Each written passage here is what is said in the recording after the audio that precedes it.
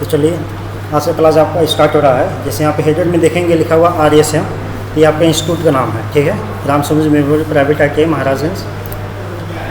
यहाँ पे है नाइलेट या डोएक क्या है, यहाँ पे देखिए नाइलेट या डोएक राष्ट्रीय इलेक्ट्रॉनिक एवं सूचना प्रौद्योगिकी संस्थान नाइलेट, जिसे पहले DOACC डोएक सोसाइटी के नाम से जाना जाता था। यानी जो ये नाइलेट है ये पहले इसका नाम था डोएक। यह भारत सरकार की एक स्वायत्त वैज्ञानिक सोसाइटी है जो इलेक्ट्रॉनिक एवं सूचना प्रौद्योगिकी मंत्रालय भारत सरकार के प्रशासनिक नियंत्रण की तरह काम करती है। यानी जो ये नाइलेट है ये इसका फुल कंट्रोल भारत सरकार के अंतर्गत है, ठीक है, इस सोसाइटी का। ओ लेवल का फुल नेम होता है ऑर्डिनरी लेवल, जो आप लोग कोर्स कर रहे हैं ओ लेवल, वो फॉर होता है ऑर्डिनरी लेवल। IT का फुल नेम होता है इंफॉर्मेशन टेक्नोलॉजी। ओ लेवल एक कंप्यूटर कोर्स है जो NIELIT national institute of electronic and information technology द्वारा संचालित किया जाता है।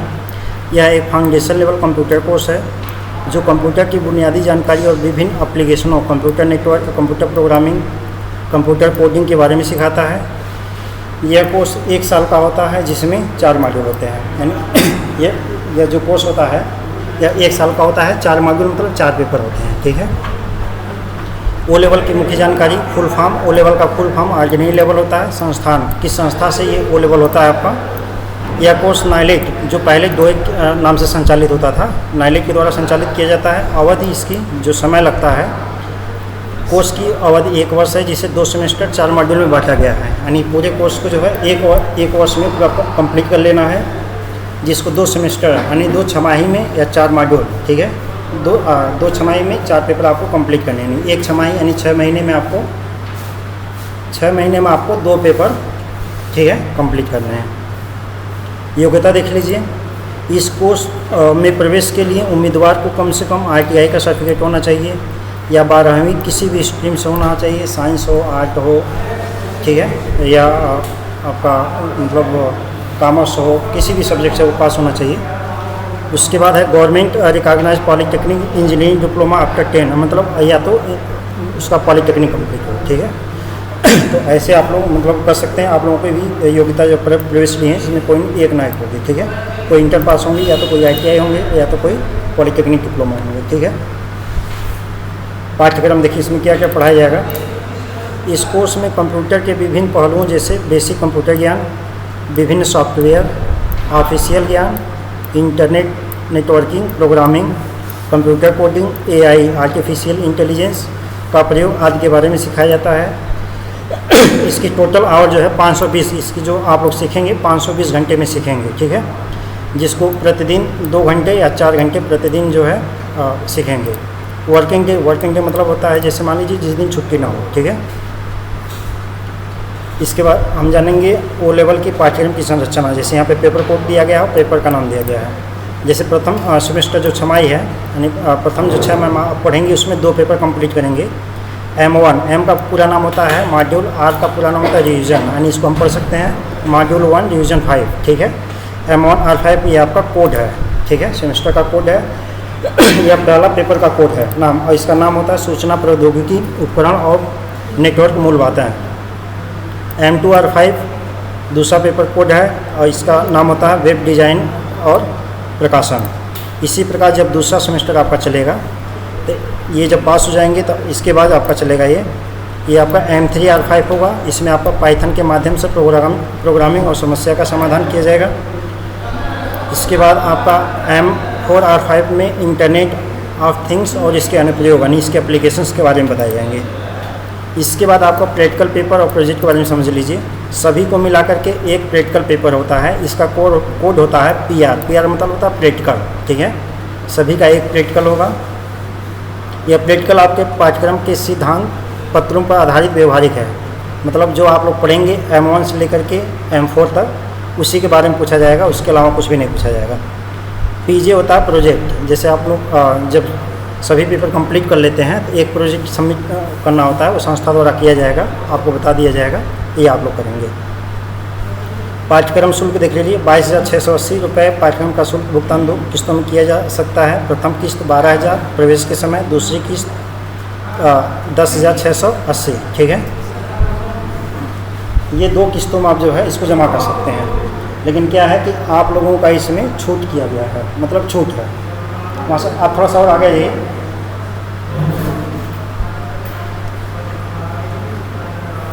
अब ये डिपेंड करता है कि मतलब संस्था आपको कितना छूट दे रही है, या तो फुल एक्सेस का छूट दे रही है या तो 50% छूट दे रही है, ठीक है। कभी कभी संस्था फुल पेमेंट लेती है, कभी किसी का जितना छूट देती है आपको एडमिशन के समय बता दिया गया होगा कि कौन सा फीस लगेगा, कौन सा फीस छूट जाएगा।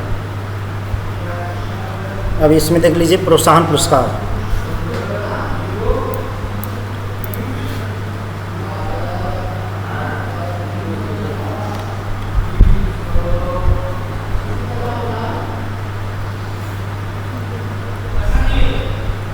टोटल 12,000 RS की सक्सेसफुली पास्ड स्टूडेंट एंड 3,000 पर मॉड्यूल है इसमें। इसका मतलब ये होता है जो सक्सेसफुली पास होंगे पहले बार में, यानी आप एग्ज़ाम देने गए और पहले बार में आप पास कर लिए, तो आपको पर मॉड्यूल यानी पर पेपर आपको 3,000 रुपये की प्रोत्साहन राशि मिलेगी, ठीक है। अगर पहली बार में आपको पास नहीं कर पाएंगे तो ये राशि आपको नहीं मिलेगी, ठीक है। तो कोशिश करेंगे कि सभी स्टूडेंट एक साथ मतलब पहली बार में ही पास करने के लिए, और क्लास करेंगे तो आप लोग 100% पास हो जाएंगे, कोई दिक्कत नहीं इसमें।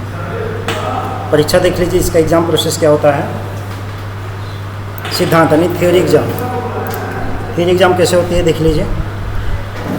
नाइलेट ओ लेवल परीक्षा वर्ष में 2 बार जनवरी और जुलाई महीने में नाइलेट मुख्यालय द्वारा आयोजित की जाती है। पूरे भारत में कई परीक्षा केंद्र हैं। परीक्षा केंद्रों की सूची ऑनलाइन फॉर्म भरते समय सूचीबद्ध की होती है।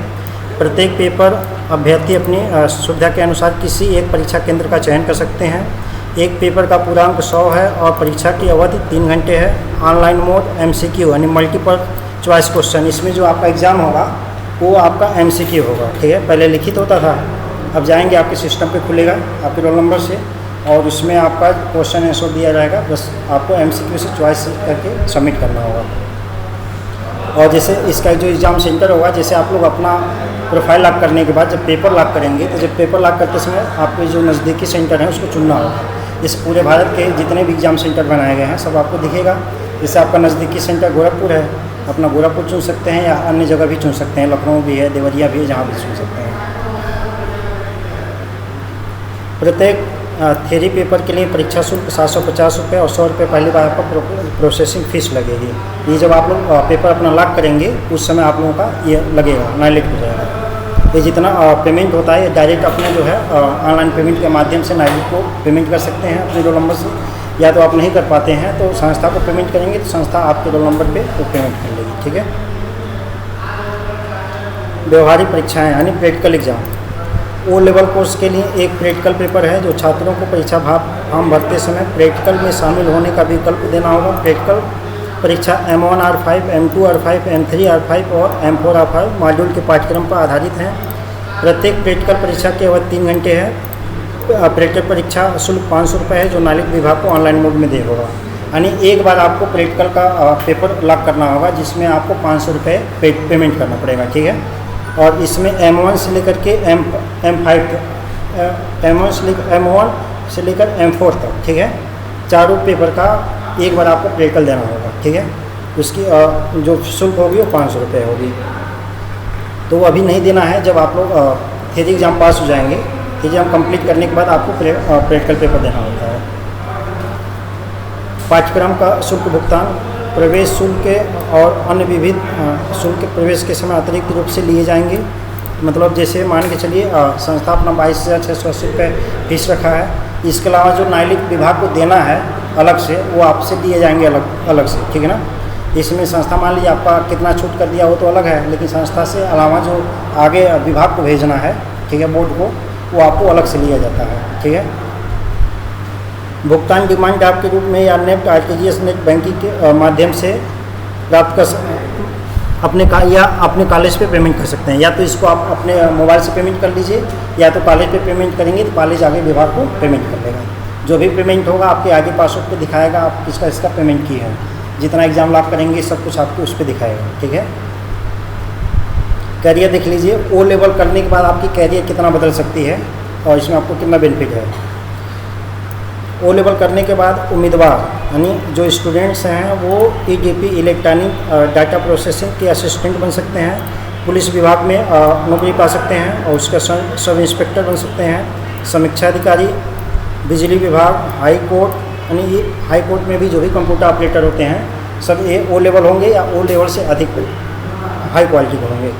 रेलवे, PWD, बैंक, चिकित्सा विभाग, दूरसंचार विभाग, सभी सरकारी office computer operator, Microsoft, IBM, HCL, junior programmer, web designer, उपयोगकर्ता इंटरफेस यानी user interface designer, web designer, web प्रकाशन सहायक, कार्यालय संचालन सहायक, IoT एप्लीकेशन इंटीग्रेटर आदि जैसे पदों पे काम कर सकते हैं। इसके अलावा आप कोई प्रोजेक्ट भी लेकर के किसी कंपनी से घर बैठे काम कर सकते हैं। प्रोजेक्ट पे जैसे आप लोग सुने होंगे, जैसे कुछ लोग IT सीखने के बाद जैसे प्रोजेक्ट का काम उठाते हैं किसी कंपनी का, घर से कर लेते हैं, ठीक है।